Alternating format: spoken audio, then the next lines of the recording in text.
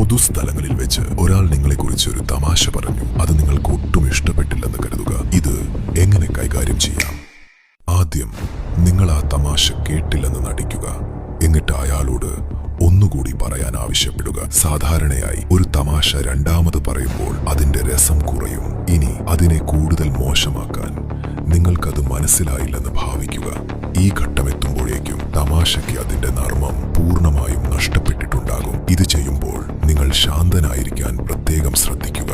അല്ലെങ്കിൽ ആളുകൾ നിങ്ങൾ കാര്യമായി എടുക്കുന്നുവെന്ന് തെറ്റിദ്ധരിച്ചേക്കാം. ഈ സമയം തമാശ അത്ര രസകരമായിരുന്നില്ലെന്ന് മറ്റുള്ളവരും ചിന്തിച്ചു തുടങ്ങും. ഇവിടെയാണ് നിങ്ങൾ ചിരിക്കേണ്ടത്. പക്ഷേ നിങ്ങൾ ചിരിക്കുന്നത് ആ തമാശയ്ക്കല്ല, മറിച്ച് ആ അന്തരീക്ഷത്തെ നിങ്ങളിലേക്ക് സ്വാധീനിക്കാനായിരിക്കും. പിന്നീട് കാര്യങ്ങൾ സാധാരണ നിലയിലാക്കാൻ ചിരിച്ചുകൊണ്ട് നിങ്ങൾ വെറുതെ പറഞ്ഞതാണെന്നും ആ തമാശ രസകരമായിരുന്നു എന്ന് പറയുക. ഇപ്പോൾ നിങ്ങളുടെ തേജസ് നഷ്ടപ്പെടാതെ ഈ സന്ദർഭത്തെ നിങ്ങൾക്ക് അനുകൂലമായി മാറുന്നത്